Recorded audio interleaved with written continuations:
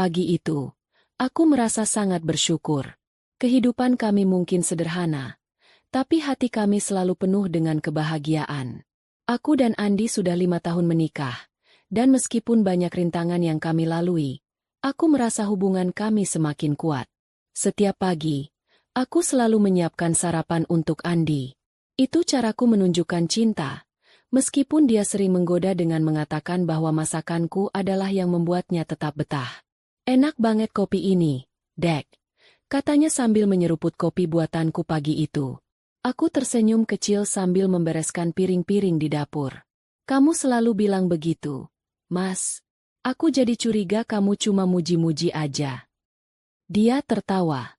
Kalau nggak enak, aku nggak mungkin habis 2 gelas, katanya sambil mengangkat cangkirnya. Membuatku ikut tertawa kecil. Aku selalu merasa rumah kami adalah tempat teraman di dunia. Kami tinggal di rumah kecil di perkampungan ini, dikelilingi tetangga yang kebanyakan ramah. Tapi aku sadar, tidak semua orang benar-benar senang melihat kebahagiaan kami. Bu Rina, tetangga sebelah, adalah salah satunya. Aku tidak tahu apa salahku padanya, tapi setiap kali kami berpapasan, dia hanya tersenyum tipis, seperti ada sesuatu yang dia sembunyikan. Aku selalu berusaha bersikap ramah, meskipun terkadang sikapnya membuatku tidak nyaman. Bu Rina, mau ke pasar? Tanyaku suatu pagi saat dia lewat di depan rumah. Aku tetap tersenyum tulus meskipun aku tahu dia mungkin tidak akan membalas dengan antusias. Iya, Nisa. Mau beli sayur? Jawabnya pendek sambil berlalu. Tatapannya menyapu rumahku sebelum dia pergi. Aku hanya mengangkat bahu dan melanjutkan menyapu halaman. Aku tidak pernah berpikir buruk tentang Bu Rina. Mungkin dia hanya orang yang pendiam atau punya masalah sendiri. Tapi aku tidak tahu bahwa diam-diam dia memendam rasa iri terhadap hidupku dan Andi. Hari itu berjalan seperti biasa. Aku mengelola toko kelontong kecil di depan rumah. Seorang teman lama, Benny, datang berkunjung. Kami sudah lama tidak bertemu, dan dia kebetulan sedang lewat. Jadi kami duduk sebentar di depan toko untuk berbincang. Aku senang bisa mendengar kabar darinya. Kami bercanda dan tertawa seperti dulu.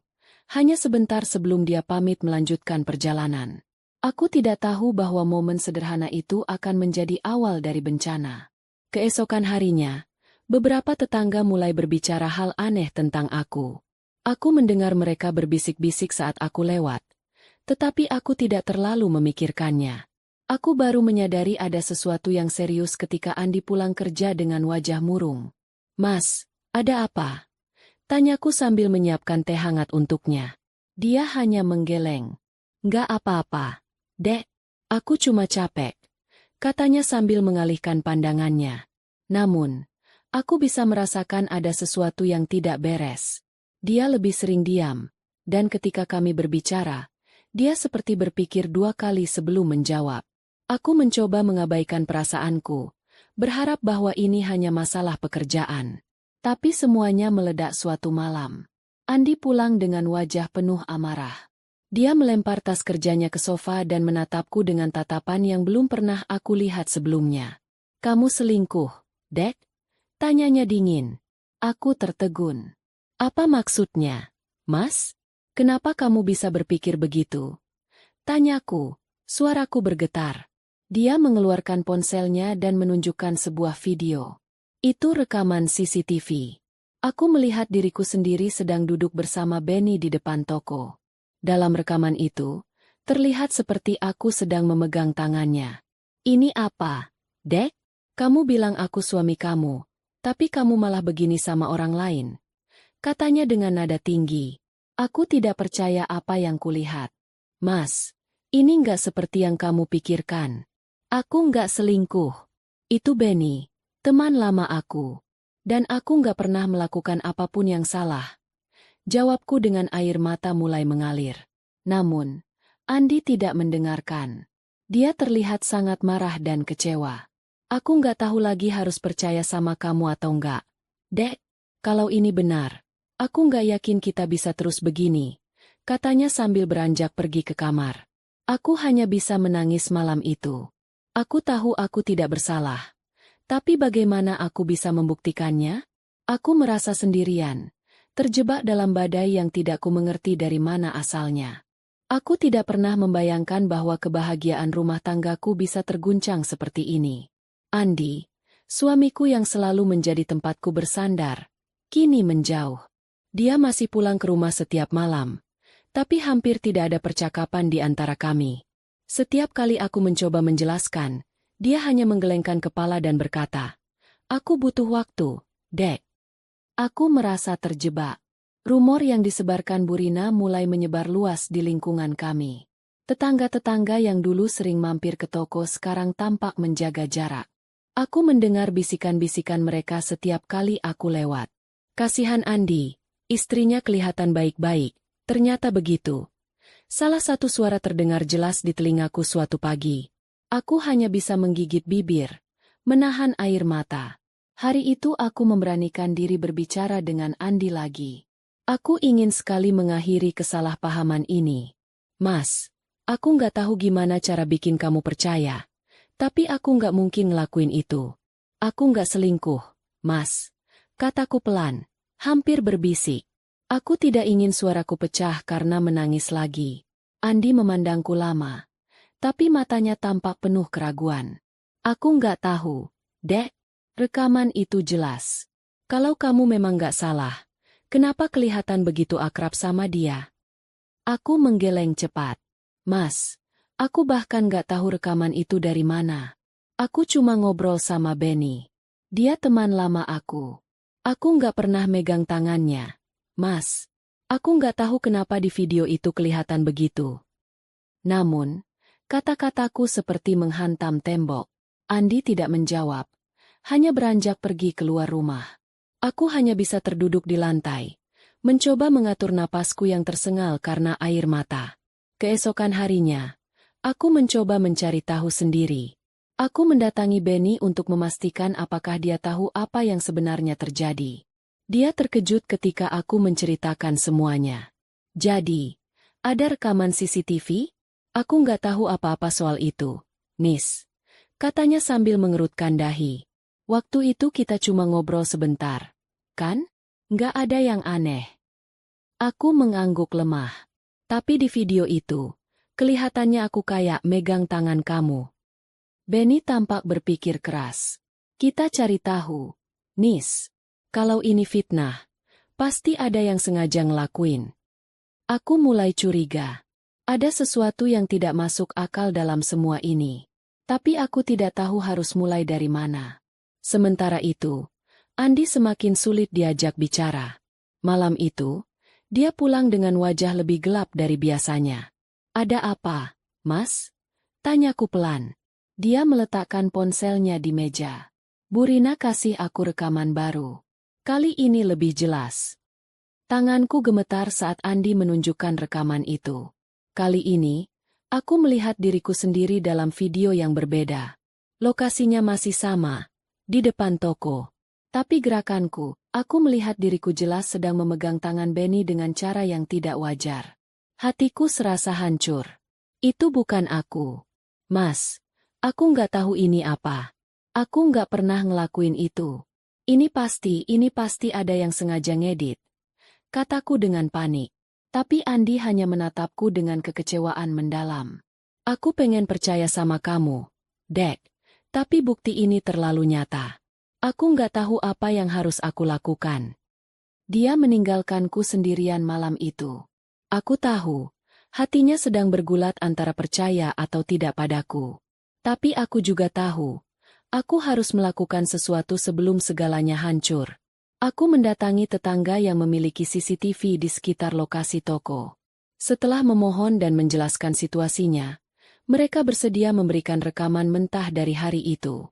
Dengan rekaman itu, aku pergi menemui seorang teman lama yang bekerja di bidang multimedia.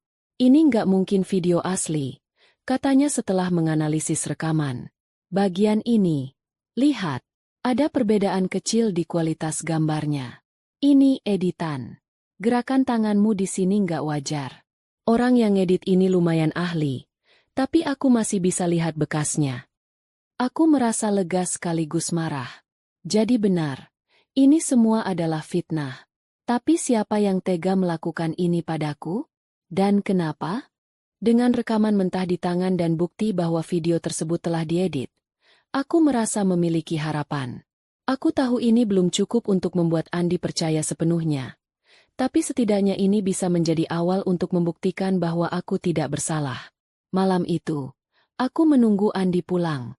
Dia tampak lelah dan masih menjaga jarak dariku. Tapi aku memberanikan diri untuk berbicara. Mas, aku punya sesuatu yang harus kamu lihat, kataku dengan suara pelan tapi tegas. Dia menghela napas, lalu duduk di sofa. Apa lagi, Dek? Tanyanya dengan nada datar. Aku menyerahkan flash disk berisi analisis rekaman yang sudah diperiksa oleh teman multimediaku. Ini rekaman asli dari CCTV tetangga kita. Dan ini hasil analisisnya. Rekaman yang kamu lihat itu editan, Mas. Gerakan tanganku sengaja diubah untuk terlihat seperti aku memegang tangan Benny. Andi memandang layar laptop dengan ragu, tapi dia mulai memutar video itu. Dia melihat perbedaan antara rekaman asli dan video yang diberikan Burina. Setelah beberapa saat, dia menekan tombol pause. Wajahnya berubah suram. Jadi, ini semua bohong? Tanyanya, suaranya mulai bergetar. Aku mengangguk, menahan air mata. Iya, Mas. Aku nggak pernah ngelakuin itu. Aku nggak tahu siapa yang sengaja ngefitnah aku. Namun, saat itu juga, potongan puzzle mulai terhubung di pikiranku. Burina. Dia yang pertama kali menunjukkan rekaman itu kepada Andi. Dia juga yang paling sering menyebar gosip tentang aku. Semua ini pasti ada hubungannya dengannya. Andi, kamu tahu siapa yang kasih rekaman ini pertama kali? Tanyaku, meskipun aku sudah yakin jawabannya. Burina. Jawabnya pelan. Matanya mulai memancarkan rasa bersalah. Dia bilang dia dapat rekaman itu dari orang yang bekerja di toko kafe dekat situ. Aku tahu aku harus menghadapi Burina. Aku tidak bisa membiarkan ini terus berlanjut. Pagi berikutnya, aku mendatangi rumah Burina dengan ditemani Andi. Aku mengetuk pintu, dan dia membuka dengan senyum tipis yang membuatku semakin yakin bahwa dia tahu apa yang sedang terjadi. Oh, Nisa, ada apa? Tumben kamu kesini. Katanya dengan nada dibuat-buat. Aku menatapnya dengan tajam. Burina, saya tahu ibu yang ada di balik semua ini. Rekaman CCTV itu editan, dan saya punya bukti. Kenapa ibu melakukan ini pada saya? Wajahnya seketika berubah. Dia mencoba menyangkal. Apa maksud kamu, Nisa? Saya cuma kasih tahu apa yang saya lihat. Andi, yang selama ini diam, akhirnya angkat bicara. Bu, kalau rekamannya asli, kenapa ada jejak editan? Kami sudah cek ke ahli. Semua ini fitnah. Burina tampak gelagapan, tapi masih berusaha mempertahankan kebohongannya. Mungkin ada kesalahan, tapi itu bukan salah saya. Saya cuma dapat rekamannya. Tapi Burina yang menyebarkannya. Kataku tajam. Dan kami juga tahu bahwa pria dalam video itu bukan sembarang orang. Dia orang suruhan. Saat itu, salah satu tetangga yang mendengar keributan datang menghampiri. Burina, ngaku saja.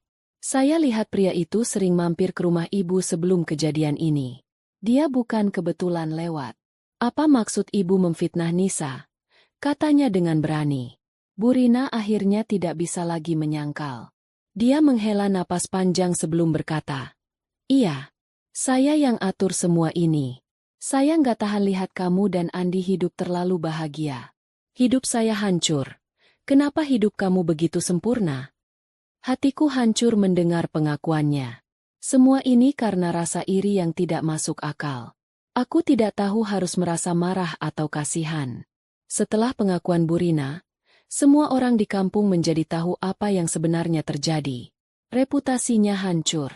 Suaminya, yang selama ini jarang pulang, marah besar dan meninggalkannya. Tetangga-tetangga yang dulu menjadi temannya sekarang menjauhinya. Aku tidak merasa puas, hanya lega bahwa kebenaran akhirnya terungkap. Namun, luka di hatiku masih ada. Andi memelukku malam itu, untuk pertama kalinya setelah semua kejadian. Aku minta maaf, Dek. Aku terlalu cepat percaya sama orang lain, dan aku nggak percaya sama kamu. Aku hampir kehilangan kamu karena kebodohanku. Aku menangis di pelukannya. Aku maafin kamu, Mas. Tapi aku harap ini jadi pelajaran buat kita. Jangan biarkan orang lain merusak apa yang kita punya. Dia mengangguk. Aku janji, Dek. Aku nggak akan biarkan hal seperti ini terjadi lagi. Malam itu, aku merasa rumah kami kembali menjadi tempat yang aman. Kami masih harus membangun kembali kepercayaan yang sempat goyah. Tapi aku yakin kami bisa melakukannya. Setelah semua kebenaran terungkap, aku berpikir segalanya akan segera kembali normal. Tapi ternyata, dampak dari fitnah Bu Rina tidak hanya memengaruhi hidupku dan Andi. Kampung kami, yang biasanya tenang, menjadi tempat penuh bisikan dan gosip tentang Bu Rina. Suaminya, Pak Herman, yang selama ini jarang berada di rumah, akhirnya tahu apa yang telah dilakukan istrinya. Suatu sore, aku mendengar keributan dari rumah mereka. Meski aku tidak berniat menguping, suara keras Pak Herman tidak bisa dihindari. Kenapa kamu tega melakukan ini, Rina? Apa salah mereka sampai kamu menghancurkan hidup mereka begitu? Suaranya menggema. Aku cuma nggak tahan lihat mereka bahagia. Kita nggak pernah seperti itu, Herman.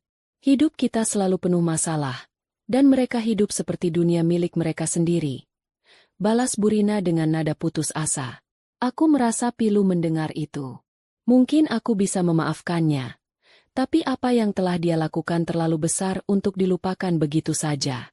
Tetangga-tetangga mulai menjauhi Bu Rina. Tidak ada lagi yang mampir ke rumahnya seperti dulu.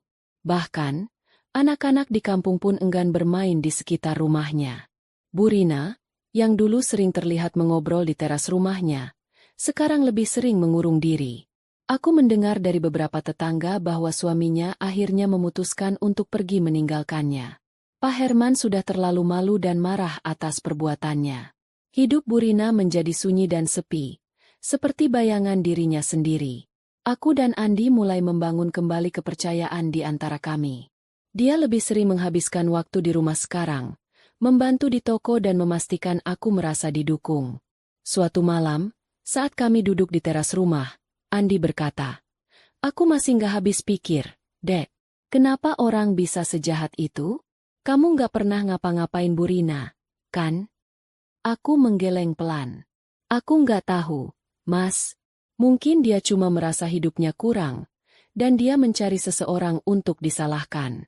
Kita kebetulan jadi targetnya. Andi meremas tanganku. Aku janji, Dek. Mulai sekarang aku akan lebih percaya sama kamu. Kita nggak akan biarkan orang lain masuk ke rumah tangga kita. Aku tersenyum, merasa kehangatan yang hilang itu kembali. Aku juga janji, Mas. Kalau ada apa-apa, aku akan selalu bicara sama kamu dulu. Beberapa minggu setelah kejadian itu, aku mendapati Bu Rina berdiri di depan toko. Dia tampak lebih kurus dan lusuh. Aku tidak tahu apa yang ingin dia lakukan, tapi aku memberanikan diri menghampirinya. "Nisa," katanya pelan, matanya sembab. Aku nggak tahu harus bilang apa lagi. Aku tahu aku nggak layak dimaafin, tapi aku benar-benar minta maaf. Aku nggak tahu harus gimana sekarang. Hatiku tergerak. Aku melihat seorang wanita yang patah, yang dihancurkan oleh perbuatannya sendiri. Aku menghela napas dan berkata, "Bu Rina, saya nggak bilang saya bisa langsung lupa semua yang terjadi. Tapi saya maafkan Ibu. Semua orang bisa salah, dan saya harap Ibu bisa belajar dari ini." Air matanya mengalir deras. Dia mengangguk pelan dan pergi tanpa berkata apa-apa lagi. Hidup kami perlahan kembali ke jalurnya. Aku tahu luka ini mungkin tidak akan hilang sepenuhnya. Tapi aku merasa telah tumbuh lebih kuat. Fitnah itu menguji kami, tapi juga mengajarkan bahwa kepercayaan dan komunikasi adalah hal yang paling penting dalam hubungan. Sementara itu, Bu Rina belajar menghadapi karmanya. Dia kehilangan hampir segalanya. Tapi aku berharap dia bisa menemukan jalan untuk memperbaiki hidupnya. Di tengah semua ini, aku menyadari satu hal. Kebahagiaan kami adalah milik kami, dan tidak ada yang bisa merampasnya jika kami menjaga satu sama lain. Hidup kami berangsur-angsur pulih setelah kejadian itu. Meski hubungan kami sempat terguncang, aku merasa ikatan kami dengan Andi justru semakin kuat. Kini, kami lebih sering meluangkan waktu bersama, berbicara dari hati ke hati tentang apapun yang mengganggu pikiran kami. Bu Rina, di sisi lain, memilih untuk hidup lebih tenang. Dia jarang keluar rumah dan mulai menutup diri dari kehidupan sosial di kampung. Suaminya, Pak Herman, tidak pernah kembali, meninggalkan Bu Rina untuk merenungkan semua perbuatannya sendirian. Suatu hari, aku duduk di depan toko, menikmati segelas teh hangat sambil memandangi anak-anak yang bermain di gang. Tetangga yang dulu sempat menjauh kini kembali bersikap ramah. Meski aku tahu masih ada beberapa yang belum sepenuhnya berhenti membicarakan apa yang terjadi. Tiba-tiba Andi muncul dari dalam rumah dengan senyuman hangat yang membuatku merasa seperti kembali ke masa-masa awal pernikahan kami. Dia membawa segelas teh tambahan dan duduk di sampingku. "Dek, aku punya ide," katanya sambil menyeruput tehnya. "Apa itu, Mas?" tanyaku penasaran. "Gimana kalau kita liburan? Ke tempat yang jauh dari sini, yang bisa bikin kita benar-benar lupa semua yang sudah terjadi. Kita mulai lagi dari awal, seperti dulu." Aku tersenyum lebar. Ide itu terdengar seperti mimpi yang menjadi nyata. "Aku setuju, Mas. Mungkin itu yang kita butuhkan sekarang." Beberapa minggu kemudian, kami pergi ke sebuah kota kecil di pegunungan. Di sana, kami menemukan ketenangan yang selama ini kami rindukan. Kami menghabiskan waktu berbincang, tertawa, dan bahkan merencanakan masa depan dengan semangat baru. Dalam perjalanan itu, aku menyadari sesuatu yang penting. Meski dunia bisa penuh dengan orang-orang yang ingin menjatuhkan kita, selalu ada kesempatan untuk bangkit, untuk memulai kembali, dan untuk menghargai apa yang benar-benar penting dalam hidup. Aku memandang Andi yang sedang memotret pemandangan di depannya. Senyumnya yang tulus membuat hatiku kembali tenang. Aku tahu, setelah semua yang kami lewati, aku tidak akan pernah meragukan cinta dan komitmen kami lagi. Kami kembali ke kampung dengan energi baru, siap menghadapi apapun yang ada di depan. Rumah kami kini terasa lebih hangat, lebih hidup, dan lebih penuh dengan cinta. Dan aku tahu, tidak peduli apa yang terjadi di masa depan, kami akan selalu memiliki satu sama lain.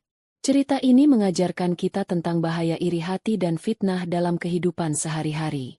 Ketika seseorang merasa cemburu terhadap kebahagiaan orang lain, mereka bisa berbuat hal-hal yang merusak dan tidak adil, seperti yang dilakukan Bu Rina. Namun, kebenaran selalu menemukan jalannya, dan di saat yang sama, kepercayaan antara pasangan harus dijaga. Kita belajar bahwa komunikasi terbuka dan saling percaya adalah kunci hubungan yang sehat.